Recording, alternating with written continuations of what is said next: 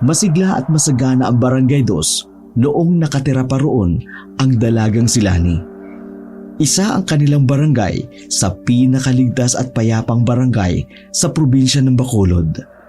Marami rin ang mga dayuhan mula sa ibang bansa ang pansamantalang tumigil sa lugar, gawa ng katabi lang ng barangay ang dagat.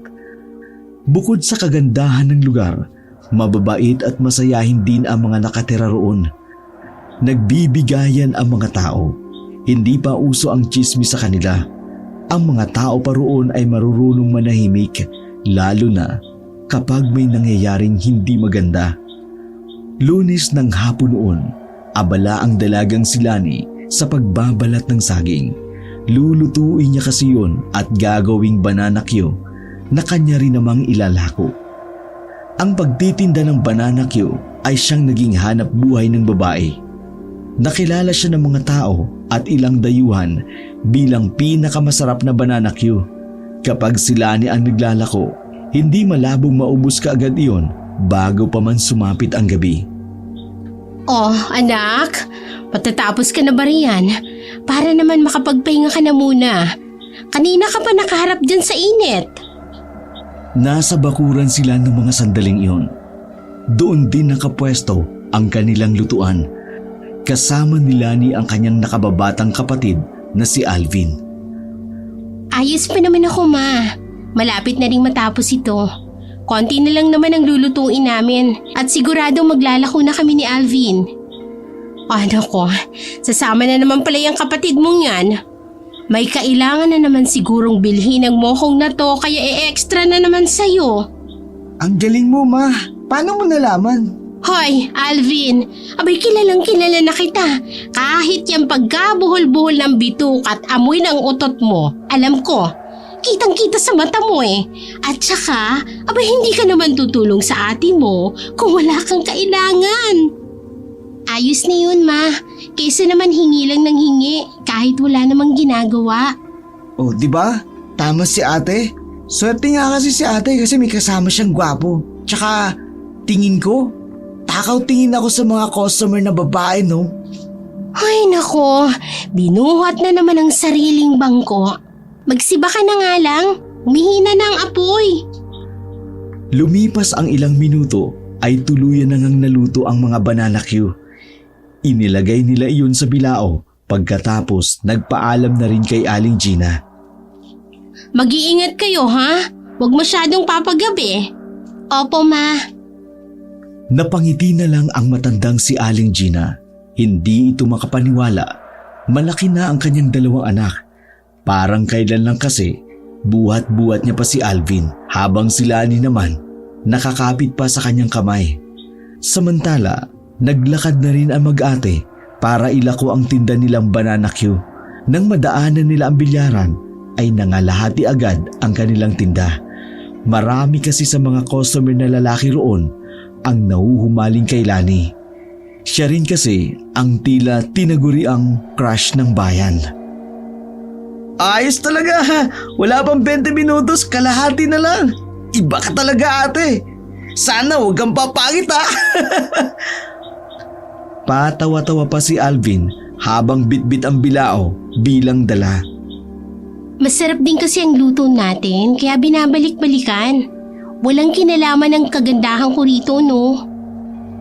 Nagpatuloy ang dalawa hanggang mapadaan din sila sa sabungan. Maraming tao noong mga sandaling yun dahil may mga dumarayong galing pa sa ibang barangay. Pinakyaw ang kanilang mga tindang banana Q. Nagtira lamang si Lani ng 2 stick na banana Q para sa kanyang special na customer, ang dayuhang si Ivan. Mapalad ang mga ngiti ni Alvin noon dahil siguradong mapapaaga ang uwi nila. Ibig sabihin lang nun, mapapaaga rin ang kanyang sahod. Bakit di mo pa pinaubos lahat ate? Ititira mo naman siguro yun para dun sa Amerikanong yun, no? Evan ang pangalan niya. Palagi mo na lang nakakalimutan. Sabihin mo nga sa akin, may namamagitan ba sa inyo ng Eva na yun?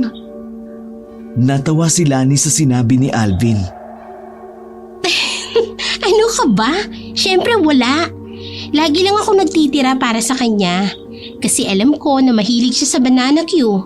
Isa pa, mabait siyang tao. Naalala mo ba nung tinulungan niya si Mama sa pagbubuhat dun sa mga pinamili? Naalala ko pa yun ate. Pero nakaraang buwan pa yun ah. Oo nga, nung nakaraang buwan pa, hindi ba uuwi sa Amerika ang iba na yan? Ayon sa kanya, gusto niya parang magbakasyon dito sa atin. Magsasalita pa sana si Alvin nang may makabanggaan ang ate niya na isang lalaki. May katangkaran ang lalaki at gwapo. Noong una, inakala nilang dayuhan ito kung hindi pa ito nagsalita. Paumanhin, hindi ako nakaiwas. Ayos lang, hindi naman ako nasaktan. Pinagmasdan ni Alvin mula ulo hanggang paa ang lalaki. Sa pormahan lang, alam ni Alvin na may pagkawerdo ang lalaki. Maluwang kasi ang suot nitong damit at pantalon. Sa susunod tumingin ka sa dinaraanan mo ha. Pasalamat ka. Hindi nasaktan ng ate ko. Kung hindi. Alvin! Nanahimik agad si Alvin nang sawiin ito ng babae. Pasensya na uli. Sa susunod, itutuon ko ng atensyon ko sa daan. Alfredo nga palang pangalan ko. Sa tingin ko na sa 20 ka pa lang. Ganon din ang edad ko. Medyo namangha si Lani dahil nagawang hulaan ng binata ang kanyang edad. Ang galing mo naman! Paano mo nalaman? Kita sa mukha ni Lani ang saya habang kausap ang lalaki. Napailing naman si Alvin dahil nagiging utu-utu naman ang kanyang ate. Si Lani kasi yung tipo ng tao na madali lang kaibiganin dahil madali rin itong magtiwala sa tao. Habang si Lani ay namangha sa sinabi ng lalaki, napangiwi naman si Alvin. Sige nga, hulaan mo nga kung ano mangyayari bukas. Tumingin ng seryoso si Alfredo kay Alvin. Kusang dumarating ang pangitain ng hindi inaasahan. Hindi ito basta-basta magagawa kapag ginusto mo lang. Sus, kunwari lang naman yun para makapagpapogi kay ate. Alvin?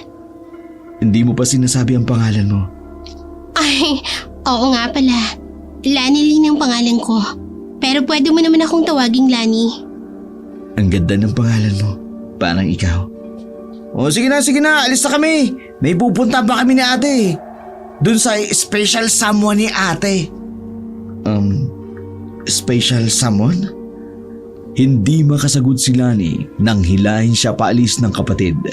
Nakita nilang kumakaway ang lalaking si Alfredo habang sila ay naglalakad papalayo. Ikaw atang bilis mo magtiwala. Mamaya niyan, masamang tao yun. Ikaw naman, Alvin, ang bilis mong manghusga. Hindi mo nga kilala ang tao eh. Ang kulit mo naman. Ako yung 18 years old dito pero parang ako yung 20 years old. Napailing lamang ang binatang si Alvin. Makalipas ang ilang sandali ay nakarating na rin sila sa tapat ng apartment ng dayuhang si Ivan. Sakto namang palabas na ng bakuran ang binatang kano. Oh, nice to see you again, Lonnie. How are you? Ngumiti ng malapad ang dalaga habang si Alvin naman ay nagtatago sa likuran ng babae. Ngumiti ng malapad ang dalaga habang si Alvin naman ay nagtatago sa likuran ng babae. Hindi niya kasi alam kung paano makikipag-usap gamit ang wikang Ingles. I'm fine, thank you. By the way, here's the 2 banana Q. Tinira ko yan. I saved this too, just for you. Napahawi sa buhok ang binatang kano. Kitang-kita ang pamumula nito sa muka dahil sa kaputian nito. Oh, I'm so touched. You're so very sweet. You know, I love bananas so much. Thank you. Here is my payment and give the change. Thank you so much. Oh, wait. He's your brother, right? Kainis, napansin pa ako. Yes, he is my younger brother. Hey there! How are you? Siniko ni Lani ang binata para piliting makipag-usap dahil ayaw naman ni Alvin na magmukha siyang bastos. Nilakasan na lamang niya ang kanyang loob. I'm fine, thank you. Oh, what's your name? My name is Alvin. Are you studying or working like your ate? I'm studying, but today and tomorrow and another many tomorrow is vacation, summer. Yeah, we are vacation, so I don't studying. While I'm not study, I'm helping my ate to work with Banana Q and earn money too. Because sooner I will build my own family. Many family. Natawa ang binatang si Ivan habang napakamot naman sa ulo ang kanyang ate. Parang kakain naman sa lupa ang binatang si Alvin, lalo pat narinig iyon ng isa pang Amerikanong napadaan. I get it. You're on vacation now and you're helping your ate to earn money so you can buy what you want except your family because you're too young. And money can't buy family. Parang tanga si ate.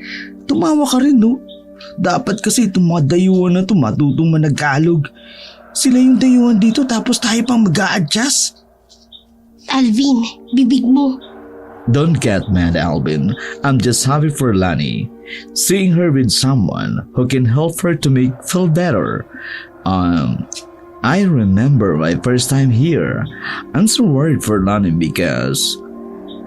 Napatigil ang sasabihin ng kano nang may isang ali ang nadapa sa kanilang harapan. Takot na takot ang ali. Tutulungan sanang tumayo ni Ivan at Alvin pero umiwas sa kanila ang babae. Anong problema mo, ate? Tell us the problem so we can help you. Ay, hindi! Hindi! Demonyo siya! Nakikita niyang mangyayari! Nakikita niya! Nagkakatotoo! O kayo! Huwag niyo siyang kakausapin! Malas siya sa buhay nating lahat! Magiging magulong barangay 2 ngayong nandito na siya! Maya-maya lamang ay may mga dumating na ring mga tanod. Nalaman nila Lani na ang babae pala ay may problema sa pag-iisip. Tulong-tulong ang 4 na lalaki na kunin ang babae bago ito umalis. Nag-iwan pa ito ng salita kay Lani. Ikaw, babae ka! Mag-iingat ka! Tuluyan nang nailayo ang babae sa kanila. Umiling na lamang si Alvin. Try to understand her. She's mentally challenged. Yeah, you're right. By the way, Lani, are you free tonight? I just want to be with you later, if that is okay with you. She is not okay with you. She is busy person at night. And my mother will angry if my ate go outside when the son is sleeping. I understand. Maybe I will go directly to your house and formally ask permission from Aling Gina. No need. That's great. Okay, see you later. We need to go home. Naglakad palayo ang magkapatid habang kumakaway pa ang kano na si Ivan. Bakas na bakas sa mukha ng babae ang labis na kaligayahan. Itong si ate gustong gusto rin. Evan is a good guy. Magtagalog ka nga. Wala na si Ivan. Basta, maging mabait ka sa kanya. Wala naman siyang ginagawang masama. Hindi ako sanay na may ibang lalaki sa buhay mo. Maliban sa amin ni Papa, no? Kailangan mo nang masanay ngayon pa lang. Malay mo, sa susunod na taon, ikasal na ako. Ewan ko sa'yo, ate. Basta huwag mong kalilimutan ng sahod ko, para wala tayong problema. Masayang naglakad pa uwi ang magkapatid. Nang makauwi na sila, ay hindi mawala sa isipan ni Lani ang sinabi ng ali sa kanya. Kahit pa man may sakit iyon sa pag-iisip, hindi niya maiwasang hindi kabahan. Sa pakiramdam niya, parang may gusto talagang sabihin ang ali na yun. Samantala, nang sumapit na ang gabi, ay pumunta nga si Ivan sa bahay nila Lani. Ito ay para magpaalam ng normal ang dayuhan sa mga magulang ng dalaga. May mga dala pa itong prutas na nakalagay sa maliit na basket. Lumapad ang ngiti ng ginang na si Aling Gina nang makita si Ivan na nasa labas. Simple lang ang pananamit nito, pero makikita ang pagiging elegante at desente nitong tao. Ay, Diyos ko! Napakagwapo naman ang taong nasa labas. Lani, bilisan mo na riyan. At hinihintay ka na yata ng lalaking ito. Lumapit si Ivan sa pintuan at hinarap si Aling Gina. Good evening, tita. I just want to ask your permission. No, it's okay. Lani already told me that, so my answer is yes. Napangiwi naman si Alvin na nasa gilid habang nangunguya ng tinapay. Ito naman si mama hindi malang humindi. Payag agad, pambira. Bata ka pa, Alvin. Hindi mo pa maiintindihan ang mga ganitong bagay. Ma, 18 na ako. Mas matured pa nga ako mag-isip dyan kesa kay ate. Don't worry, Alvin. I will take care of your sister. Ngumiti pa ang Kano na siya namang kinairita ni Alvin. Hindi kasi talaga siya boto sa Kano na yon. Bukod kasi sa mahirap itong kausapin, ayaw din ni Alvin na mahaluan sila ng ibang lahi. Make sure that my ate will safe with you. If my ate is dangerous, your life will become in danger too. Mark my word. Oh, okay, I remember that. Ay, Diyos ko! Akala mo naman talaga kung sino itong batang ito. Alvin, mabuting tao yan si Ivan. Ivan, just with my daughter. Bring her home safely, okay? Ilang sandali pa'y natapos na rin mag-ayos ang dalagang si Lani. Tila kumikinang ito sa kagandahan. Napanganga naman ang dayuhang si Ivan. Sa palagay ng Kano, yun na yata ang pinakamagandang babaeng nakita niya sa Barangay Dos. Oh my God! You're so beautiful, Lani. Lumapit si Lani sa kanila habang nakasuot ng pulang dress. Todo makeup din ito at talaga namang naka-cutics pa ang mga kuko sa daliri. Okay. You two may go now. Take care and enjoy. Thank you so much, Spiritress. I will take care of your daughter. Umalis na rin ang dalawa. Nakakapit pa ang babae sa lalaking si Ivan. Mga ilang minuto lang ang nakalilipas.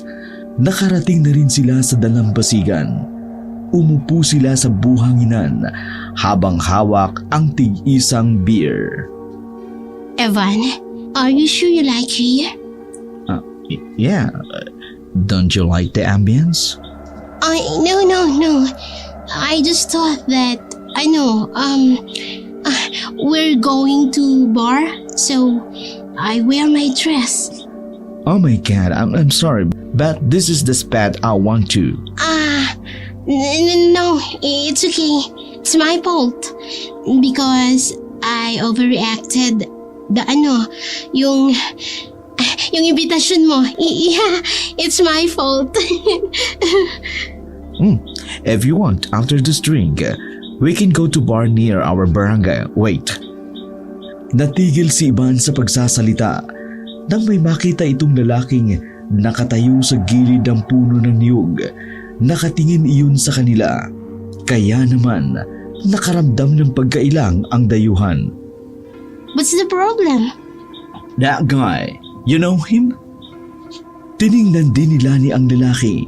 Hindi man lang ito gumagalaw. To darkness. I can't recognize him. Stay here. I'll talk to him. Naiwang mag-isa si Lani sa kanyang kinauupo ang buhangin. Paglapit ni Ivan doon, kinausap nito sandali ang lalaki. Pagkatapos ay umalis na rin ang lalaki at binalikan na rin siya ni Ivan. Who's that? Stranger. He's just viewing. Never mind him. Nagpatuloy ang dalawa sa pagkukwentuhan. Pagkatapos ay nagpunta sila sa maliit na bar na di naman kalayuan sa kanilang barangay.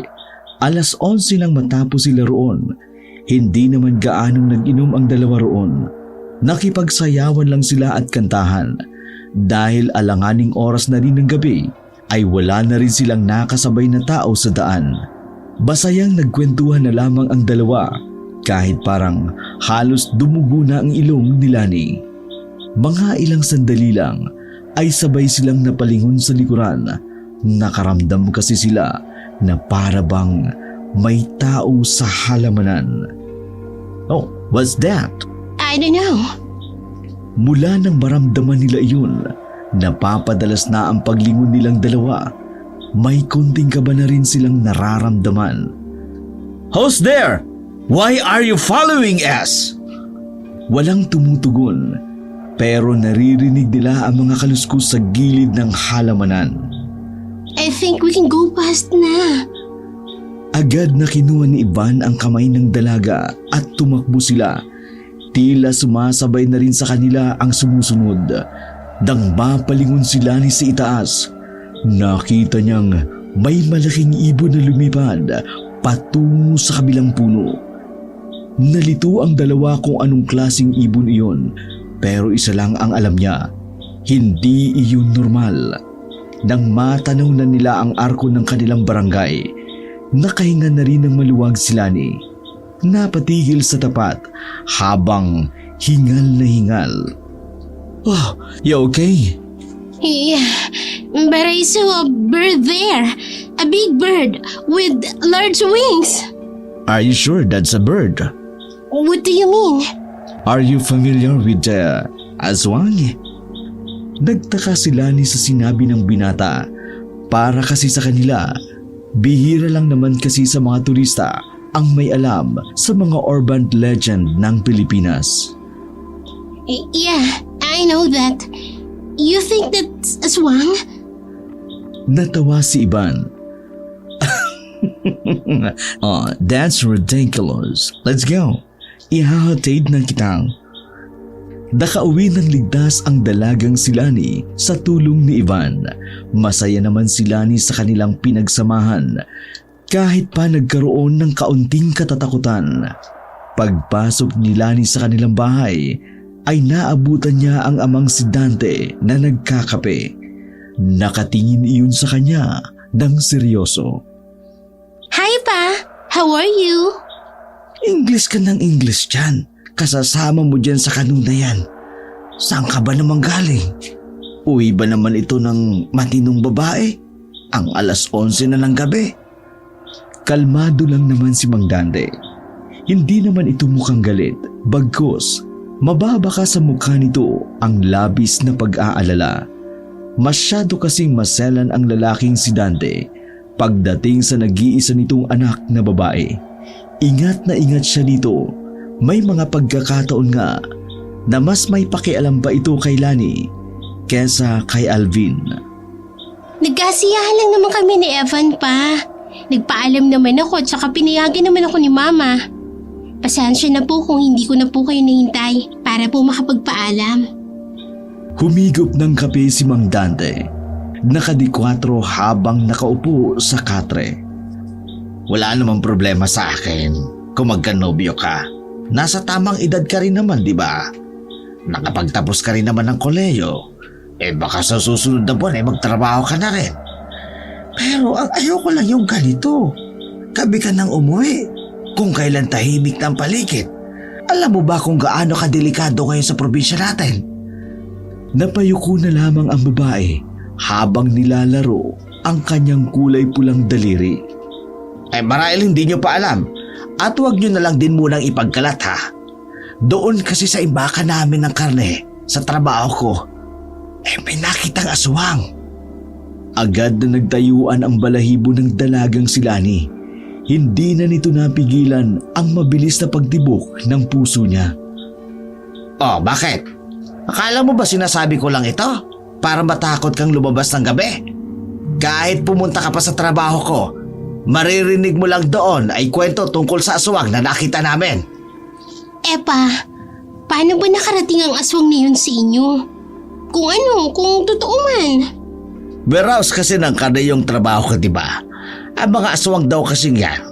Karning hilaw ang kinakain. Yung isa naming kasabahan, siya kamo yung nakakita.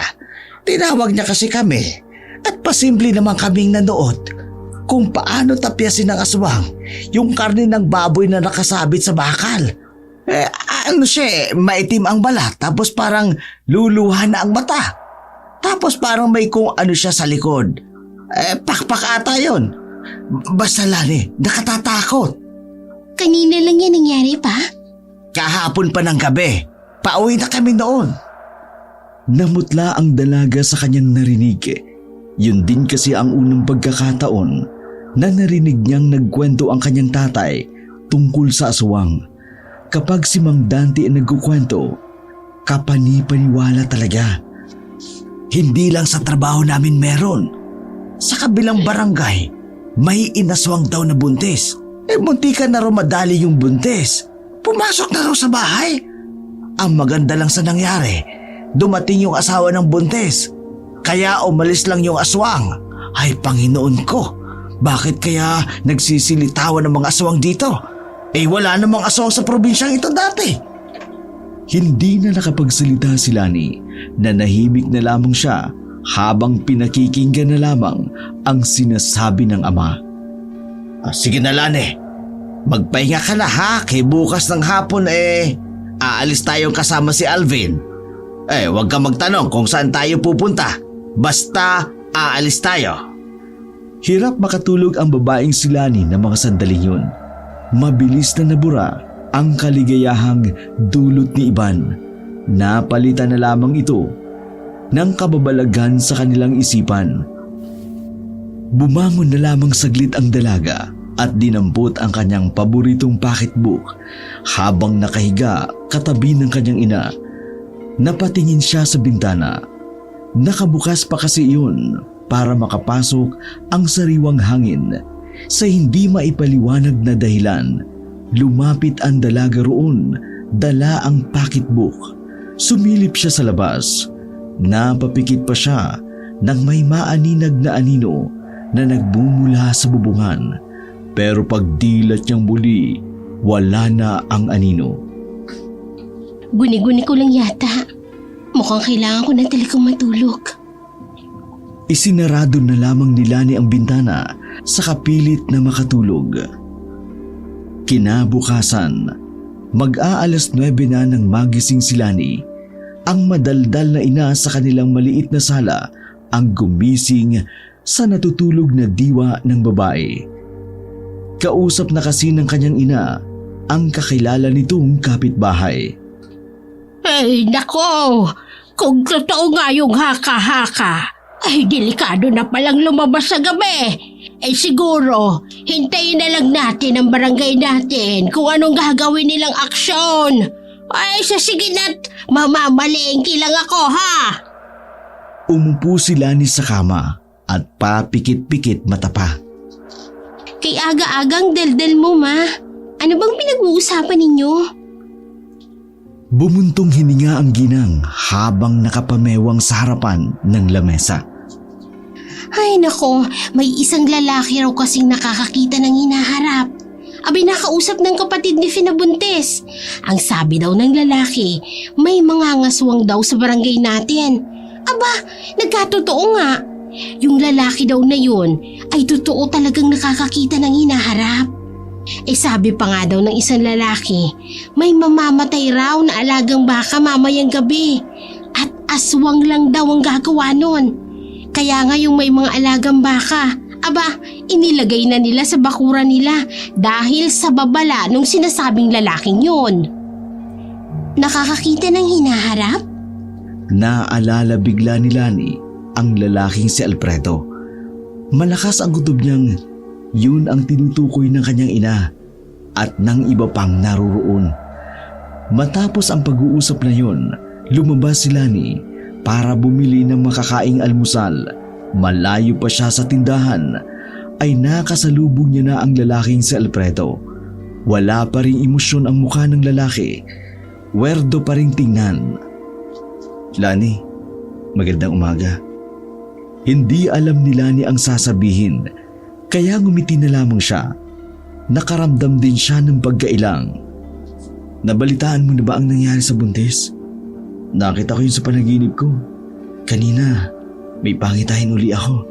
Lani, lumayo ka muna sa lugar na walang gaanong tao. Kung alis ka man, dapat may kasama kang magpoprotekta sa'yo. Nakita ko yun sa vision ko. Babae naman ang porterya ng mga aswang. Tama. Mababalot ng katatakutan ng barangay na ito dahil sa kanila. Dahil sa mga aswang. Alfredo, nakakatakot naman yung sinasabi mo. Nakakatakot? Pasensya na. Pero ito mga sinasabi ko, nagsisilbing babala lang para sa lahat. Kung hindi kayo maniniwala, baka mahuli ang lahat. Sige na Alfredo. Bibili pa ako ng pang-almusal. Nasa peligro ang buong barangay ninyo. Kailangan nyo nang kumilos bago pa maging huli ang lahat. Ngumiti na lamang si Lani ng pilit, saka naglakad papalayo. Nakatingin pa sa kanya ang lalaki. Palagay niya, si Alfredo ang nakita ni Ivan noong nasa dalampasigan sila. Walang tindang banana Q si Lani noong mga araw na yun dahil nga aalis sila. 3:00 ng hapon ay nakapaganda na rin ang dalaga. Nakabihis na rin si Mang Dante. Ang tangi na lamang nilang hinihintay ay si Alvin. Nak, ayos ka lang ba? Kanina ko pa napapansin magulo ang utak mo. May iniisip ka ba? Wala naman pa. Sigurado ka ba? Hinawakan pa ng lalaki ang anak sa magkabilang pisngi. Ayos lang ako pa, pero napapaisip lang ako. Tungkol saan? Sa aswang? Tumango ang babae. Bakas pa rin ang kaba sa mukha nito. Wag na munang masyadong isipin yon. Wala pa naman sa atin yun, anak. Tsaka kung pupunta yon, nako, maraming barumbadong lalaki ang tutugis sa kanya. Hindi pa ba nakwento sa'yo ni Mama yung nangyari? Yung kapatid kasi ng kakilala niya na buntis, inaswang. Tapos, may isang lalaki raw na nakakakita ng hinaharap. Nakita ng lalaki sa vision niya na may mga aswang daw na manggugulo rito sa atin. Hindi kaya magkatotoo? Kasi yung sinabi ng lalaki, nagkatotoo dun sa buntis Alam mo anak, ang aswang, totoo yan. Pero yung ganyang hula, nakakakita ng hinaharap, nako malabo yan. Diyos lamang ang pwede makagawa niyan. Huwag mo muna yung masyadong isipin. Basta ang sinasabi ko sa'yo, huwag kang uuwi ng alang-aling oras. Teka, ang tagal naman itong si Alvin. Mukhang nagdadasal pa sa banyo. Naiwang nakatayo si Lani sa kabilang pintuan. Pinilit na lamang niyang ikonsidera ang punto ng kanyang ama. Nang sa ganun, mabawasan kahit papano ang kanyang pag-iisip. Makalipas ang ilang minuto, umalis na rin sila ng bahay. Habang nakasakay ng tricycle papunta sa bayan, ay nagsalita si Alvin. Ate, nakita ko kanina si Ivan. Naglalakad siya tapos nakasimangot. Nag-away ba kayo? Ha? Hindi Buong maghapon ko na siyang hindi nakakausap. Alam mo naman, nakakapunta lang naman ako sa apartment nila kapag nagtitinda tayo. Basta, ayoko sa taong yun. Pagdating nila sa bayan, tuwang-tuwa si Lani at Alvin. Sahod pala ng kanilang ama. Binilhan ni Mang Dante ng bagong dress ang dalaga, habang si Alvin naman, binilhan din ng bagong sapatos na itim at pantalon. Nalalapit na rin kasi ang pagbabalik nito sa paaralan. Kumain din sila sa paborito nilang kainan pagkatapos nilang mamili. Nasa kasagsagan sila ng pagkain nang marinig nila ang usapan ng dalawang manong sa kabilang lamesa. Ewan ka naman kasi sa anak kong yan. Alam niya naman na wala siyang kasamang lumabas. Lumabas pa talaga ng alauna. Mabuti na lang kamo may dumaang truck. Ayun, naitakbo siya sa ospital. Alay pare, buntis yata yung anak mo kaya nilapitan ng aswang. Buntis? Tomboy ang anak ko. Ay, oo nga pala. Napatigil ang mag-ama sa kanilang pagmuya. Hindi inaasahan ni Lani na hanggang sa bayan ay nakarinig sila ng ganung klaseng usapan. Isa lang ang naisip ng babae. Laganap na talaga ang aswang kahit saang parte ng kanilang probinsya. Puro aswang na lang naririnig ko kahit saan pumunta. Nakakatakot ba talaga ang mga aswang para pag-usapan ng ganyan? Gumisi lamang si Mang Dante. Nakakita ka na ba ng aswang? Hindi pa, pero bakit? Kapag nakakita ka ng aswang, baka habang buhay mong maging bukang bibig. Bakit? Nakakita ka na ba pa? Oo, sa trabaho namin nung nakaraan. Sobrang nakakikilabot. Bakit ang mukha? Mas pangit pa sa mga nanliligaw sa mama mo. Kahit sino magaling na pintor, hindi susubukang ipinta yon. Huminga ng malalim ang dalagang si Lani. Pa, kung ayos lang, wag na natin pag-usapan ng aswang. Nagkatinginan si Mang Dante at Alvin. Nagkasundo ang dalawa kung kaya't nanahimik na lamang sila. Ginabi ang mag-ama sa daan dahil kung saan-saan pa sila pumunta. Bukod pa roon, naging pahirapan din ang sasakyan. Pero maswerte naman sila nang may napakiusapan silang tricycle driver. Dakong 7:00 na ng gabi nang makauwi silang tatlo. Wala si Aling Gina sa bahay. Nakakandado ang pintuan, kaya naman tumambay muna ang tatlo sa bakuran. Lani, pahanap nga muna sa nanay mo sa kabilang bahay. Baka nandun na naman. Gusto ko lang mahiga eh. Sasamahan ko na si ate. Aba, mabuti pa nga. Pinuntahan nila ang bahay ng kaibigan ng kanilang ina. Pero bigo sila dahil wala naman iyon doon. Kaya naman, naglakad pa sila patungo naman sa iba pang bahay. Pero bago sila makarating doon, may nadaanan silang isang bahay na may ingay sa loob. Naririnig mula sa labas ang babaeng umiiyak na para bang takot na takot. Ate, ano kaya yun? Masama ang kutob ko, Alvin. Tumawag na tayo. Hindi na siya ni Alvin nang makita ang lalaking lumabas sa bintana ng bahay. Nagtago sila sa halaman habang nakasilip doon. Lumabas ang lalaki sa bakuran. Tumingin-tingin pa sa daan kung may ibang tao. Maya-maya lang, bigla na lamang iyong gumapang paalis. Tila may bumarang bato sa lalamunan ng magkapatid nang mapagtantong aswang pala ang lalaking iyon. Wala na rin ang iyak at sigaw ng babae sa loob, kaya nasisiguro nila may nangyari ng hindi maganda sa babae. Umalis na tayo. Kailangan na natin makapagsumbong sa barangay. Totoong aswang yun. Mamaya na. Exciting kaya makakita ng aswang. Exciting na pinagsasabi mo. Baliw ka ba? Hindi nga natin alam kung anong nangyari sa babae sa loob ng bahay. Tara na kasi. Tara na. Wala nang nagawa si Alvin nang sapilitan siyang hawakan sa kwelyo at hilahin palabas doon. Kumaliwa sila ng daan patungo sa barangay. Nang makarating ay walang patumpik-tumpik na sinabi ni Lani ang nangyari. Noong una, nagkatinginan pa ang mga tanod habang ang kapitan naman ay napanganga na lamang. Wala ho ba kayong narinig? May aswang na pumasok sa bahay ng isang babae. May aswang! Hoy! Tila nabuhusan ng malamig na tubig ang mga yun, saka parang nakabalik sa katinuan. Ben, samahan natin si Lani. Ramdam kong totoo ang sinasabi niya. Dahil walang magandang nilalang ang magsisinungaling. Kilos! Kilos!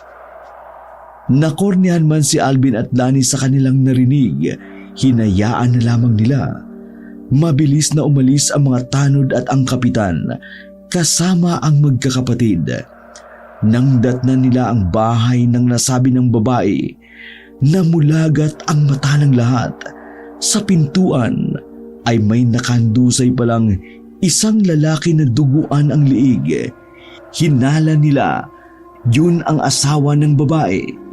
Nang pasukin naman ng mga tanod ang loob, halos masuka sila sa kanilang nakita. Wakwak ang tiyan ng babae.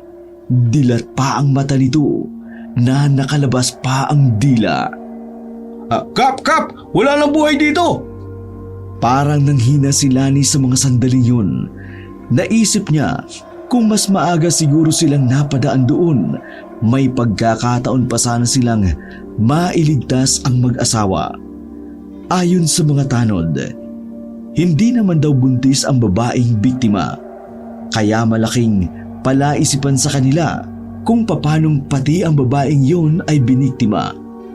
Sa ideyang yun, napagtanto ni Lani na kahit hindi pala buntis, basta babae, siguradong delikado ang buhay sa aswang. Ano? May biktima ang aswang dito sa barangay natin? Gulat na gulat si Mang Dante nang ibalita sa kanya ni Lani at Alvin ang mga nangyari.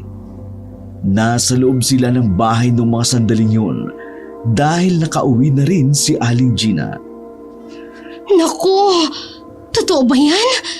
Baka mamaya nagbibiro na naman kayo, ha? Ma, totoo po. Sa katunayan, nandun pa nga po ang bangkay sa bahay nila. Hindi pa ho nakukuha dahil wala pa yatang mga pulis. Napakapit na lamang si Aling Gina sa braso ni Mang Dante dahil sa takot. Ito na nga ba yung sinasabi ko eh? Dapat talaga may gagawing aksyon ng barangay natin. Hindi na yan maganda. Mukhang pati nga sila kapitan takot din eh. Kanina nga halos magsusuka sila. May iba pang tanod, bigla na lang nawala roon. O Lane, ayan yung sinasabi ko sa'yo. Kaya buntis man o hindi, puntirya ng aswang basta babae.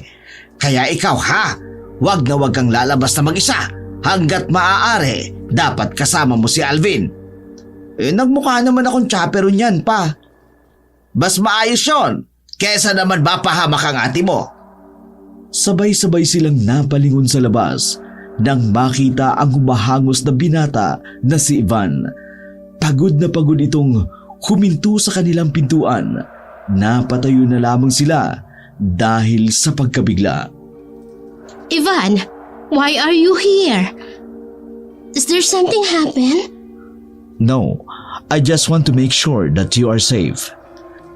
Agad na umarko ng ngiti ang mukha ng dalaga, pero agad din naman niyang binawi nang mapansing nakatingin ang ama. Don't worry, my daughter is safe now. Thank for your Alvin. Ano nga English nang napunta rito? Thank you for coming. Please come again. Lani is safe. Thank you for coming. Please come again. Nagkatinginan si Lani at Ivan, maging si Aling Gina ay naguguluhan din. I'm sorry. Papa said thank you for checking me. Don't worry, I'm okay. But I'm a little bit scared earlier. Huminga ng malalim ang kano, saka napasandal sa gilid ng pintuan. Glad to hear that. Wait, are you ligaw may anak? Ligaw? What is ligaw? Ligaw is lost direction. Kinurot ni Lani ang kapatid para manahimik ito. No, I'm not ligaw, Lani. I will guide her always so she can be safe. Napailing na lamang si Mang Dante dahil sa ginawang kalukuhan ni Alvin. Okay, you may go home na. Tumango naman ang kano, saka naglakad na rin ito. Kumaway pa ang lalaking dayuhan bago ito tuluyang nakalayo. Mukhang seryoso ang kano na yun, anak ha. Nag-aksaya pa talaga ng oras para pumunta rito, kahit alam niyang delikado naman. Magkaibigan lang naman kami ni Ivan, pa. Ilang araw ang nakalipas, mas lalong nabalot ng katatakutan ang kanilang barangay dahil kay Alfredo. Nagsimula na rin kasi itong magbigay ng babala sa barangay at sa ilang residente. Ayon sa lalaki, nagkaroon na naman daw ito ng panibagong pangitain. Isang babae raw ang kukunin ng mga aswang dahil ito ay ipakakasal isa sa mga aswang. Kung marami ang natuwa dahil sa nagsilbing paalala at babala ang pangitain di umano ni Alfredo. May mangilan-ngilan din naman na nagsabi, Baka si Alfredo ang aswang dahil tuwing may sasabihin itong pangitain, talagang nangyayari. Narinig mo na ba ang usap-usapan ngayon, Dante? Alin ba yung dun sa lalaki nakakakita ng hinaharap? Kung kailan aatake ang mga aswang? Oo, yun na nga. Alam mo ba, pinapaimbestigahan na siya nila kapitan. Aba, bakit naman? Dapat nga nagpapasalamat sila sa tao kasi nabibigyang babala ang mga tao nang sa ganon, makapag-ingat ang lahat. Ang sabi kasi ng karamihan, aba yung Alfredo daw na yun ang aswang.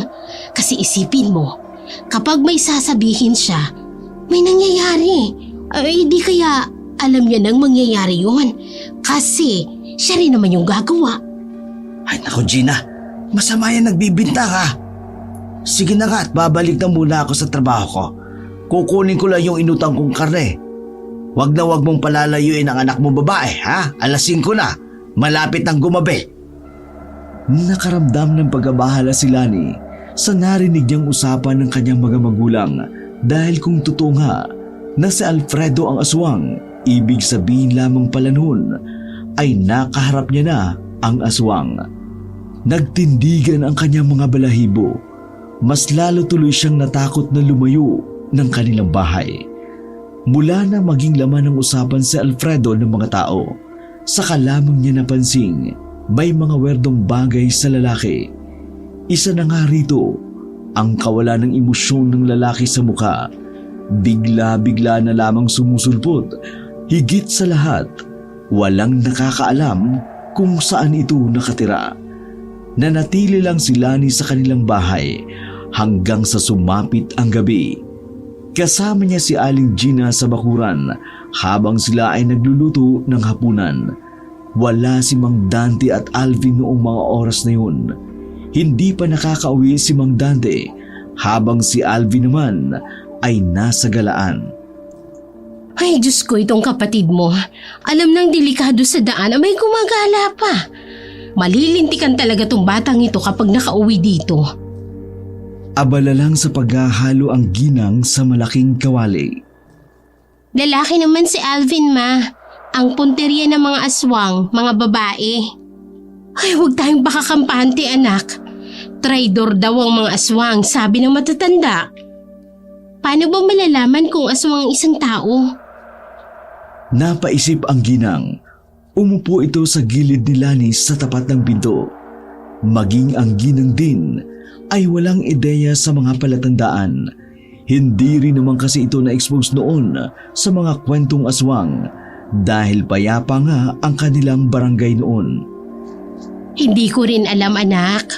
Pero ang narinig ko sa matatanda, kapag ang aswang daw ay nagpapanggap na tao, hindi sila masyadong nagagalit. Kasi kapag nagagalit daw sila, doon daw lumalabas ang totoo nilang anyo. Ganun ba, ma? Ay bakit? May idea ka ba sa kung sino? Umiling-iling si Lani, pero ang totoo, pinanghihinalaan niya na rin si Alfredo. Lumipas ang mga sandali. Nakauwi na rin si Mang Dante at Alvin. Magkasama silang kumain noon, mga bandang alas 8 na. Meron silang pinag-usapang isang bagay na nagpalingon kay Mang Dante sa bintana. Napansin din naman iyon ni Aling Gina, kaya naman agad itong nagtanong. May problema ba, Dante? Para kasing may nakita akong dumaan sa labas ng bintana. Alvin, silipin mo nga kung sino yon. Napatigil sa pagmuya si Alvin. Kita rin sa mukha nito ang kaba, pero wala siyang magawa kundi sundin na lamang ang utos ng ama. Tumayo ang binata, dala ang tinidor. Dumungaw ito sa kanilang bintana. Umiling nang wala namang makita. Sigurado ka ba? Tingnan mo nga maigi, lumabas ka. Ano ka ba, Dante? Baka mamaya kung ano na yan, pinalabas mo pa. Ay nako, ako na nga lang. Napalunok ng laway ang dalagang si Lani noon. Ayaw man niyang sabihin, pero nararamdaman ni Lani na may masamang mangyayari. Lumabas si Mang Dante. Sinuyod niya ng tingin ang madilim nilang bakuran. Tanging liwanag lamang ng buwan ang nagsisilbing ilaw. Sinuri din niya ang halaman sa paligid ng bahay pero wala naman. Nang papasok na sana siya sa loob ng bahay, nakita ng matanda ang anino mula sa taas ng kanilang bubungan. Hindi na kaagad papasok ni Alvin ang kanyang ama nang mapansin din ang mga anino. Pa, anong meron? Walang lalayo. Dumikit lang kayo sa akin. Hindi makakalapit ang mga yan.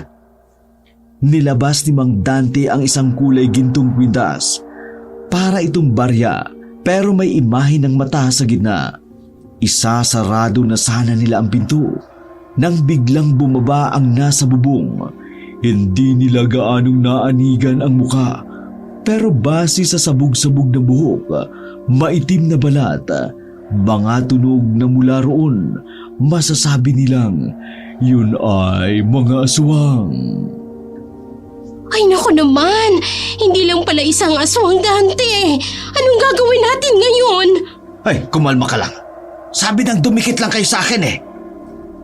Nagsalita ang isang aswang, gumamit ng nakatatakot at malaking boses. Ibigay ninyo ang babae. Kailangan siya ng pinuno namin. Lakas loob namang sumagot si Mang Dante. Pasensya na kayo, pero hindi pwede. Humanap na lang kayo ng iba. Hindi ka ba nakakaintindi? Kailangan siya ng pinuno namin. Kailangan silang maikasal. Hindi ako papayag. Ako ang ama niya. Isa pa mga aswang kayo. Kahit kailan, hindi maaaring maging mag-asawa ang tao at mga aswang. Kung ayaw mo, mapipilitan kaming kunin siya ng persahan. Sige! Magkakamatayin muna tayo! Nang aktong lalapit na ang aswang, pero nang mapansin nila ang kwintas, ay nagkaroon ng pag-aalinlangan ang mga iyon.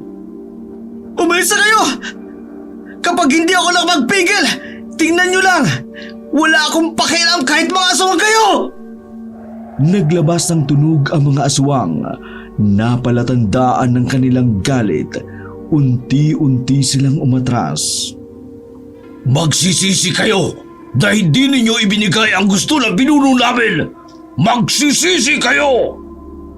Parang mga dagang gumapang paalis ang mga aswang at tuluyan ang naglaho sa dilim. Nang makabuelo, agad na nagsisigaw si Aling Gina. Nabulabog naman ang kanilang kalapit na bahay. Noong mga sandaling yun, lahat ng naghahapunan ay nagsilabasan. Mga kalugar! Mga kalugar! Nandito ang mga aswang kanina! Balak nilang kunin ang anak kong si Lani! Sari-saring reaksyon ang narinig nila. Ang iba ay dumiretso ng sumbong sa barangay. Ang iba naman, nagsitago agad sa kanilang bahay. Nang malaman ng kapitan ang nangyari, agad silang inimbitan doon para magbigay ng salaysay. Pagkatapos ay pansamantala rin silang pinatuloy sa barangay. Tulala at takot pa rin sila ni kahit naligtas sila sa kanilang kinalalagyan. Hindi pa rin mawala sa utak niya ang eksena na kaharap ang aswang. Sa nangyaring yun, malinaw pa kay Lani na siya ang sadya ng aswang. Habang nagpapahinga sa opisina ng barangay, isang tanod ang tumawag kay Lani. Miss Lani, hinahanap ka ng foreigner sa labas. Hindi ko maintindihan basta narinig ko lang ang pangalan mo.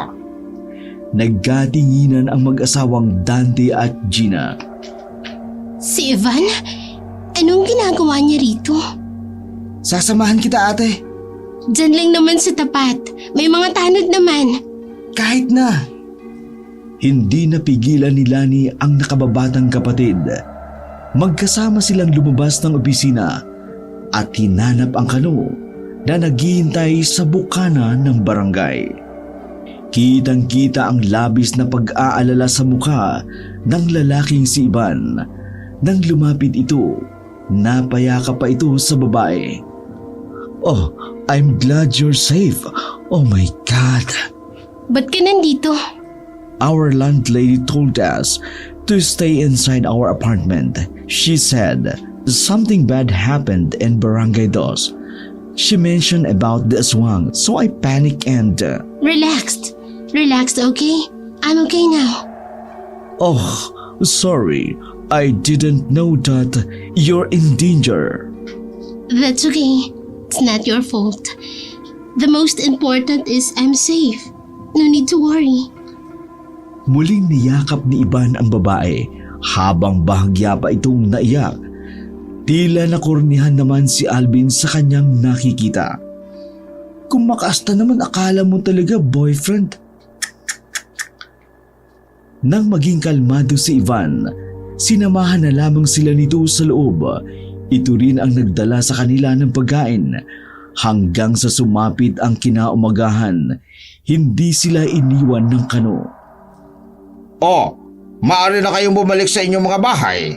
Kapag may nangyayaring masama, huwag kayong mag-aatubiling tumawag dito sa barangay. Maraming salamat po, Kapitan. Lumabas nga ng barangay ang magkakapamilya. Parang ayaw pa nilang umuwi sa bahay nila. Nagdulot kasi sa kanila ng matinding trauma ang nangyari. If you don't want to go back, I'm willing to help you guys. I have unit in Barangay 3. That's vacant for almost 1 month now. Pwede niyong gamitin yung aking unit to own. Nakakahiya. I mean, that's too much. Besides, our safety is not your obligation. But I want to help. I want you guys to be safe. It makes me crazy thinking that aswang may hurt you.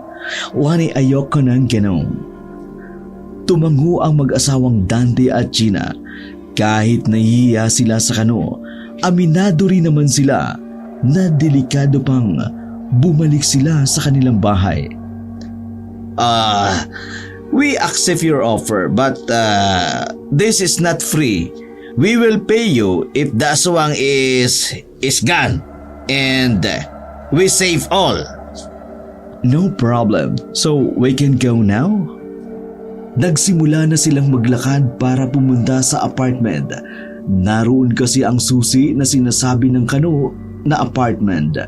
Habang sila ay naglalakad, kumpula naman ang mga tao na kanilang natatanaw sa malapit sa tulay.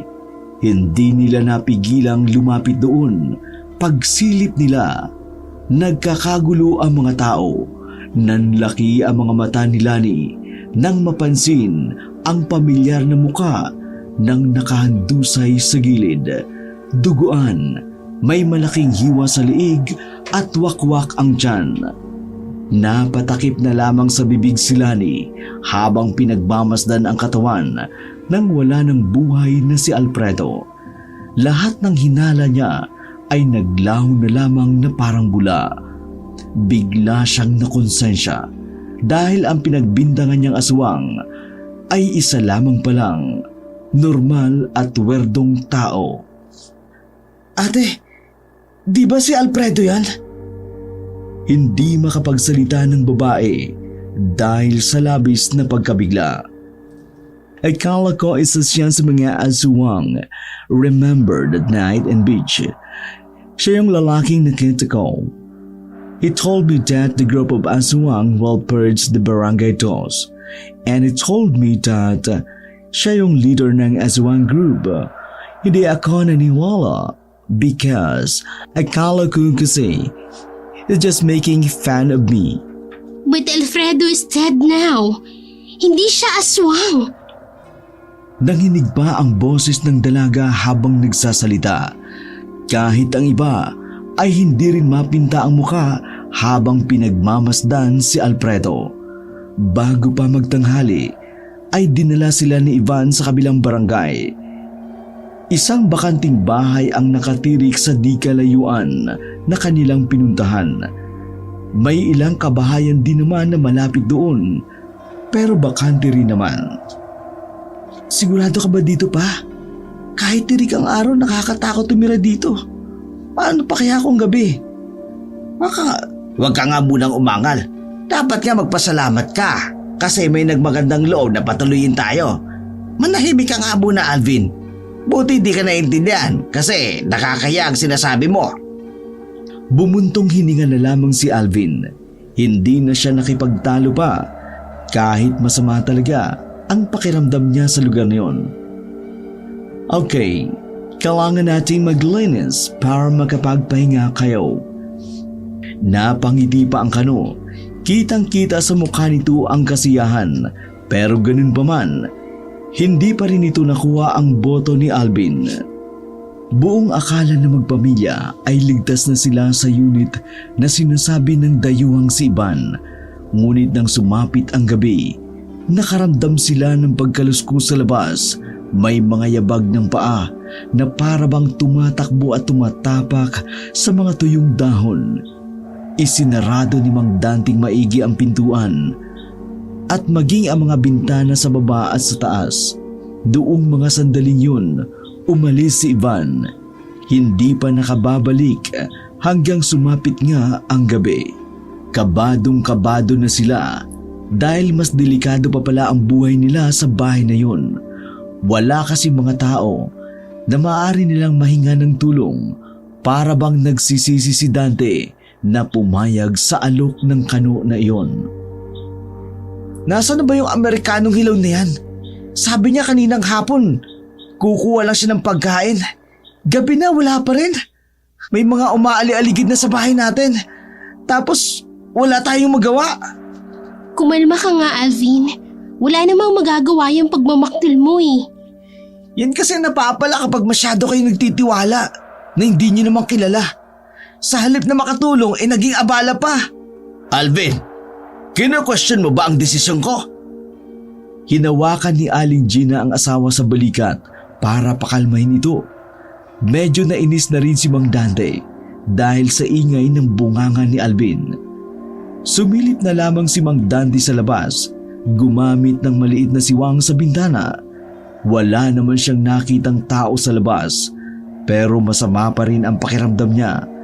Kahit wala silang nakikita roon, alam nilang may mga naghihintay sa kanilang paglabas.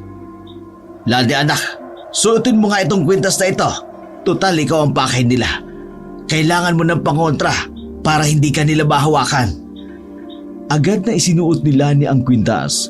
Hinawakan pa niya ang pendant at sandaling nagdasal habang nakapikit. Pa, kaya ba nating lumabas? Hindi pa pwede. Palagay ko naghihintay din sila sa labas. Alam yata nilang may pangontra tayo. Maghintay na lang muna tayong bumalik si Ivan. Yun ang kinababahala ko eh. Baka napahamak na si Ivan habang nasa daan siya. Huwag kang mag-isip ng ganyan, anak. Ang mga kano, bumabalik talaga yan. Alam mo yung I shall return? Ganon. Si mama naman, dinamay pa yun. Hindi naman si MacArthur yun eh. Huwag nga kayo maingay dyan. Shh! Nakita ni Mang Dante ang imahe ng lalaki sa labas. Napanatag ang kalooban nito nang makita si Ivan na paparating. May mga dala itong plastic. Dandyan na si Ivan. Tila kuminang naman ang mata ni Lani sa kanyang narinig noong mga sandaling yun. Bayani ang tingin niya kay Ivan. Baya-maya pa'y nakarinig na sila ng sunod-sunod na katok. Lumapit si Mang Dante roon at hinawakan ang walis tambo. Aryo Ivan! Yeah, it's me. Open the door. I have something for you guys. Agad na binuksan ni Mang Dante ang pintuan. Bumungad sa kanila ang binata ng may dalang pagkain. I'm sorry guys, I'm very late. Something happened in my apartment. By the way, maaari na tayong kumain. Alam ko si Lani ay gutom na. Thank you so much, Ivan. But, did you notice something weird outside? Like, some men surrounding this house. Nagsalubong ang kilay ng dayuhan at napaisip saglit. There is none. Why? We thought that aswang is here. Tila ba nataranta ang binatang si Ivan? Tumingin-tingin ito sa labas sandali, pero hinila pa rin ni Lani papasok sa loob ng bahay. Aswang is here? Don't worry, I'm here too.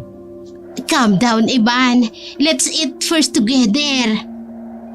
Nagsimula na rin silang kumain sa hapagkainan habang sila ay nag-uusap-usap ng mga sandaling yun.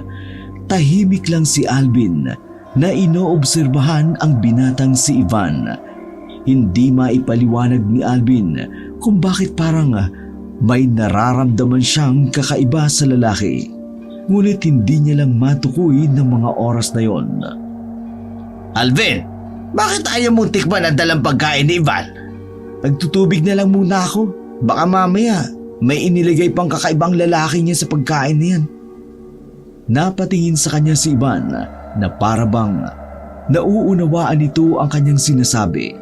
Medyo nag-iba kasi ang reaksyon ng kano. Alvin naman, yung bibig mo nga.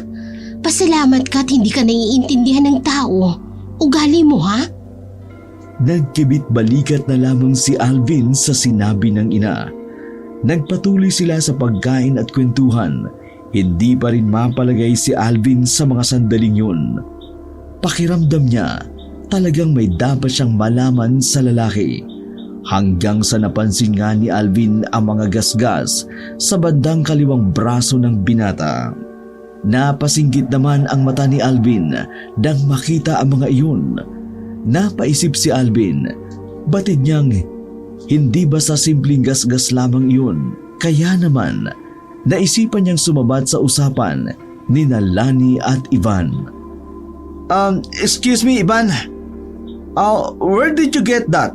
Ang gas-gas in your arms. I mean the wands. Napatigil si Ivan sa pagsasalita. Naging seryoso muli ang mukha nito. Nakitaan ni Alvin ng pagkataranta ang lalaki. This, like I said, something happened in my apartment. A while ago? Yeah. So, bakit why your wound is okay and dried up? Sandaling hindi nakapagsalita si Ivan. Tila ba hindi nito alam ang kanyang sasabihin. Ano na namang ginawa mo, ha, Alvin? Hayaan mo na siya, Gina. Napansin ni Alvin na parang naiintindihan ni Mang Dante ang kanyang ginagawa. Kaya naman, ipinagpatuloy niya ang pagtatanong habang si Lani naman ay natahimik na lamang. Will you please tell us why? I don't know. What are you trying to point out? My pointing out is, are you honest with us? Honest? What? If you're honest, hold my ate in hands. Ano ka ba, Alvin? Tumigil ka na nga. Hayaan mo siya, Lani. Okay, I'll do that. Ngumiti na lamang si Ivan. Pagkahawak nito sa kamay ni Lani, ay bigla agad nitong binawi ang kamay na parabang napaso o nakuryente ang lalaki. Agad naman siyang napatayo at hinila si Lani palapit sa kanila. Oh, what happened? Are you aswang? Nakita na lamang nila na namula ang mata ni Ivan. Sumilay ang galit na mukha nito. Huli ka, Balbon! Walang hiya kang foreigner ka? Aswang ka pala! Pinaikot-ikot mo kami! Ivan, anong ibig sabihin nito? Aswang siya, anak. Ang pangontra na pinasuot ko sa'yo ay pangontra para hindi ka mahawakan ng aswang. Dahil nga napapaso sila kapag suot mo ang kwintas na yan. Dahil nahuli niyo rin ako, sisimulan ko na ang karahasan ko. Walang hiya ka? Marunong ka pala magtagalog eh. Kaya pala pangtanga yung English mo. Hindi ka naman pala Amerikano, no? Amerikano ako, pero dito ako lumaki sa Pinas. Pero ano bang koneksyon nun sa magiging kamatayan nyo ngayon? Mabuti pa, ibigay nyo na lang sa akin si Lani. Magpapakasal kaming dalawa. Manloloko, manigas ka. Hindi ako sasama sa'yo. Kung ganon, edi pasensyahan tayo! Humiyaw ng malakas si Ivan para tawagin ang iba pang aswang na nasa paligid lang din. Mga ilang sandali lang ay naramdaman na lamang nila na may mga nasa harapan na ng bahay. Nandito kaming lahat. Handa kaming maghapunan. Pero siyempre, hindi namin gagalawin si Lani. Magiging asawa ko yan. Magiging asawa mong mukha mo. Patuli ka muna. Biglang humarap si Lani papunta sa likuran ni Mang Dante. Diyan lang kayo sa likuran. Total hindi naman sila makakalapit sa akin. Sinunod nila ang sinabi ng babae. Atras sila ng atras hanggang sa mapadikit sila sa gilid ng bintana. Laking gulat nila nang mabasag ang bintana at may pumasok ng kamay. Naabot ng kamay ang leeg ni Mang Dante. Walang ibang choice si Alvin kundi kagatin ang kamay na yun kahit mabaho at marumi. Pwe! Ang alat! Sinubukang lumapit ni Iban sa kanila, ngunit hindi nito nagawa. Unti-unti nang naggalit si Iban. Hindi na ako natutuwa. Pasensya ka na, Lani. Pero mukhang kailangan na rin kitang isama sa hapunan. Binuhat ni Iban ang isang upuan. Ibabato sana nito ang upuan sa babae nang biglang magkagulo naman sa labas. Kasabay din noon, nawala ng malay si Mang Dante at Aling Gina. Tumalab na ang pampatulog na inilagay ni Iban sa pagkain. Si Alvin lang ang gising at si Lani. Hindi tinablan dahil sa pangontra. Pasensya ka na rin. Pero dumating na ang mga kabrad ko. Narinig na lamang ni Iban sa labas ang putukan. Pagtingin niya rito, nag-atrasa na ang mga kasama niyang aswang. Sino ang mga yon? Brotherhood! Brotherhood? May fraternity ka? Oo ate, huwag kang maingay kay mama at papa ha. Tulog naman sila eh. Nasa aktong aatake si Iban kay Alvin nang biglang pumasok ang isang lalaki na may dalang sumpak. Binira nito si Iban, tinamaan naman iyon sa likuran. Napadapa si Iban pero nagawa pa rin naman itong makatakbo palabas ng bintanang basag. Miko, salamat! Oo naman Alvin, ayan na oh, rumesponde na kami. Lakad mo ko sa atin mo ha. Oo naman. Siniko nila ni si Alvin kaya munti ka na itong matumba. Samantala, hinabol naman ng ibang kasama ni Alvin ang mga nakatakas na aswang. Buti na lang talaga, nakasalubong natin si Miko kanina. Kung hindi, yari tayo. Siya ba yung naglalako ng saging kanina? Tumangulang si Alvin at inasikaso ang kanyang mga magulang. Isinandal nila sa pader ang dalawang matanda. Tinulungan din sila ng ibang pang kasama ni Alvin para buhatin si Mang Dante at Aling Gina.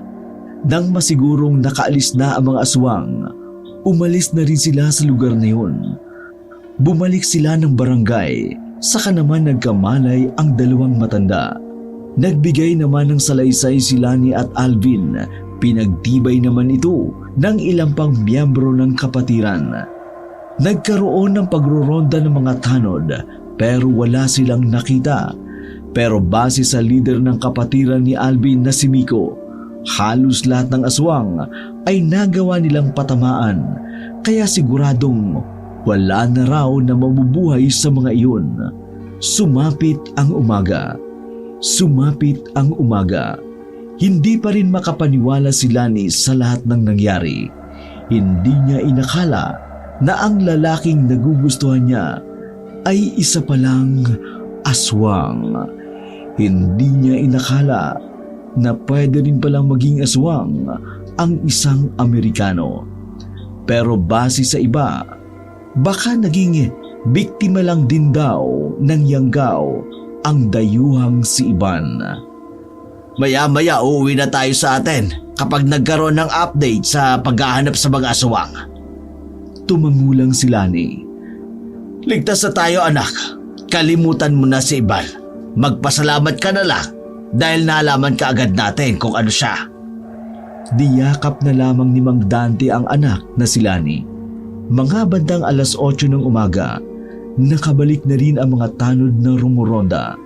natagpuan nila ang grupo ng mga baboy ramo sa gubat na may tama ng bala. Hinala ng iba na yun ang mga aswang. Tinipon ang mga baboy ramo at sinunog. Makalipas ang 1 linggo, muling bumalik ang kapayapaan sa Barangay 2. Itinuon na lang din ni Lani ang sarili sa paghahanap ng trabaho sa bayan habang si Alvin naman tamang tinda lang ng banana Q. Sa karanasang yun ay natutunan ng dalaga na hindi pala lahat ng mukhang matitino ay mabubuti. May iba rin palang nag-aanyong mabuti para makapanloko. Mula noon, naging mabusisi na si Lani sa lahat ng lalaking kanyang makakaharap. Para sa kanya, mas mainam ng hindi gwapo, basta hindi lang aswang.